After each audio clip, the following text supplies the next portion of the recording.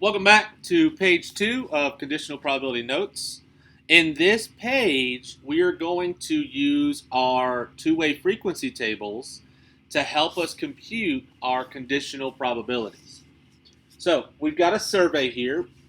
We surveyed all the students at the school and asked them how they get to school and what grade they're in. So you guys can see on the column, we've got bus, walk, car, or other.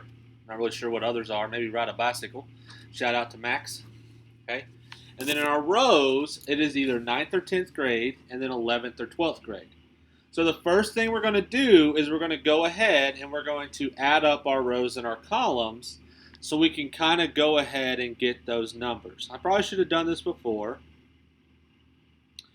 but luckily I've already got my completed notes in front of me, so this won't take as long as some of the stuff on my math lab. Okay, so then we got 11.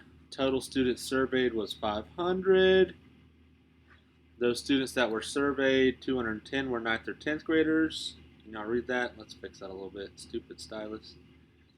210 were 9th and 10th graders. 290 were 11th or 12th. Okay, so we're going to walk through some probabilities. Not all of these are going to be conditional. Some of them are going to be independent, dependent. Some are just going to be straight up probability. So let's see what happens. What is the probability that a randomly selected student walked to school? So probability that they walked.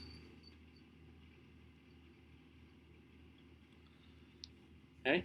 So when we look at all the students that walked, we're going right to our column here. So this is our walk column. And at the bottom, you see the total is 88. Well, 88 students walked out of the 500 total students. That fraction reduces down to 222 out of 125, or 17.6%. What about the probability of a 9th or 10th grader? So again, we're looking just at this row right here. So we want a total in that row. So that total comes out to 210. So probability 9th or 10th.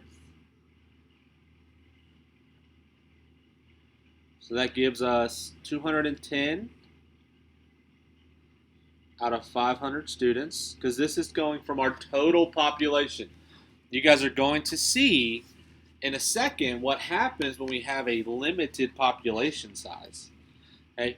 That given probability that we talked about, given, is usually going to reduce our population size. So since our whole population is 500, we're going to see what happens. But on these ones, we're just going 21 out of 50, or you would say it is 42%.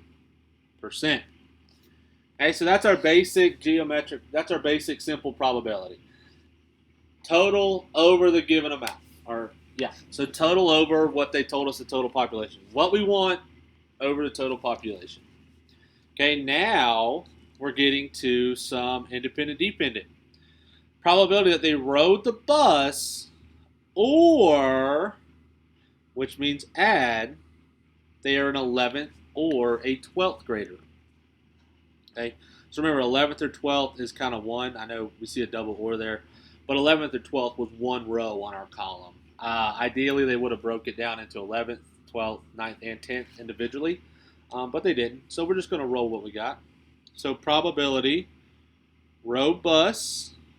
I'm just going to put bus. How about that? Because me and writing right now, ain't it? So bus, union, 11th or 12th. Okay? So remember, when we see a union or we see the word or, it's going to tell us to add, and then of course, we've got to subtract the overlap. So, there were, how many kids rode a bus? 147 out of 500. Okay, that's simple probability right from our marginal frequency divided by total, plus our 290 11th and 12th graders, But in this slide now, we have got to take away the 41 students that are both 11th and 12th graders and rode the bus. So minus, can't write in highlighter, dummy, 41 out of 500. And that, guys, goes straight into your calculator. Math frac, we get 199, or just 99, I'm sorry, out of 125, which is approximately 79.2%. Okay, now here comes some of that conditional stuff. We're going to reduce our sample size. So I'm going to show you the way with math, and then I'm going to go in and I'm going to see if we can't find a way to look at our table and see if we can reduce our sample size. And it's the same way with cards. We can reduce our sample sizes. So what is the probability that a student is an 11th or 12th grader given they rode to school in a car? So probability 11th, 12th, okay, given, remember that big bar, that represents given, car. So we're going probability that they're both, so 11th, 12th, and car over just the probability that they rode in a car. Remember, and means multiply. So we're going probability they're 11th and 12th. We got 147. So when we multiply our marginal frequency, okay, we're going to multiply our marginal frequency. So we end up with 184 out of 500, okay, and that is going to be divided by 250 probability they rode in a car. Hold on, guys. Pump the brakes. Let's see what's happening. Something's squirrely on me. Probability. Oh yeah, probability of cars 254. So we're going to go to our chart here. Let me backtrack a little bit because I don't want to lose you. Let's go to our chart. So when we go to our chart, we want the probability that both. Okay. So that's going to be our joint frequency. So remember, joint occurs inside like your elbow joint. 184. That were 11th and 12th graders that also rode in a car. So we're going 184. Okay. 184 out of 500.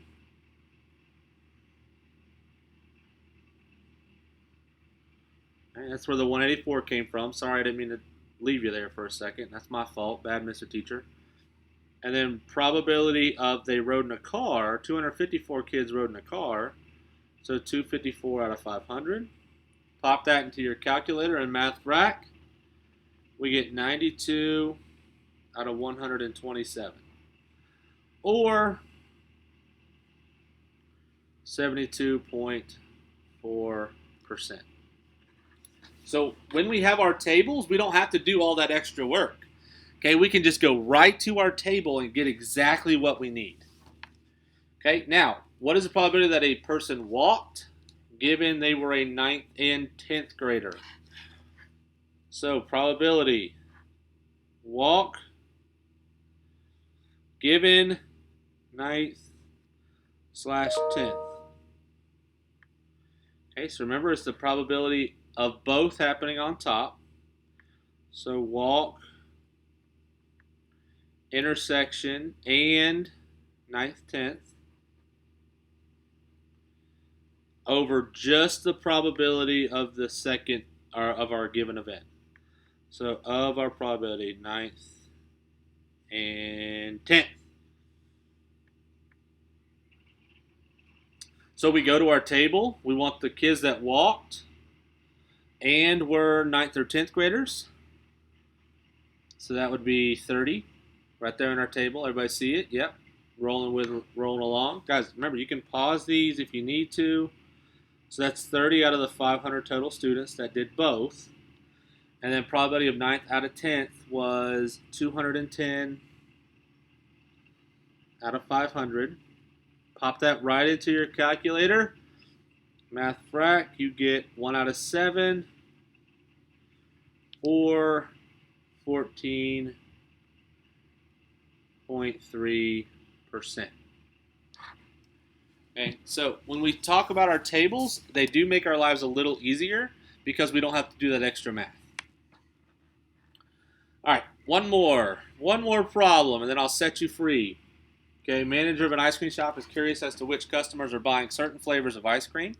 He decides to track whether the customer is an adult or child and whether they order vanilla or chocolate. He finds that 224 customers in 1 week, so that's our total on the bottom right. Okay, ordered 146 chocolate.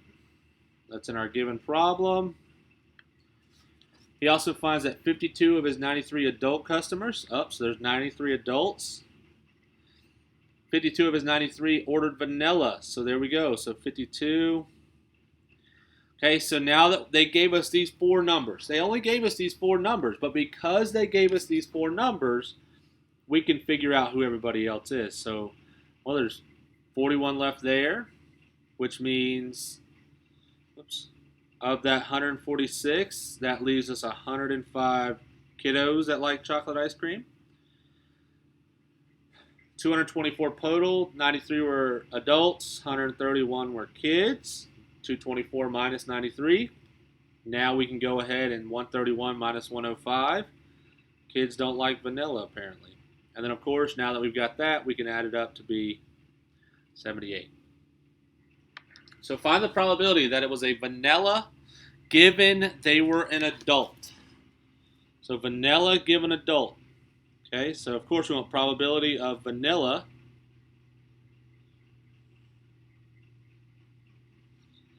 and adult. Oh, come on now. Over just the probability of an adult. So we go to our table to see which one vanilla given adult. So that'd be 52 out of 224. Come on, thingy. Okay. And then over just vanilla out of adults. So that'd be 93 out of 224. So we reduce that fraction. We get 52 out of 93.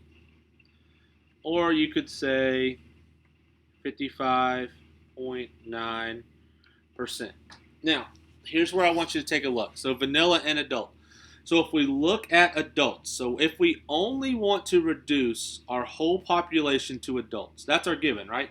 So they told us, I want to look at adults. Now, of those adults, there's 93 total adults, how many ordered vanilla ice cream? Well, that's where the 52 comes into play, guys. And then if you take a look what we got, it's 52 out of 93.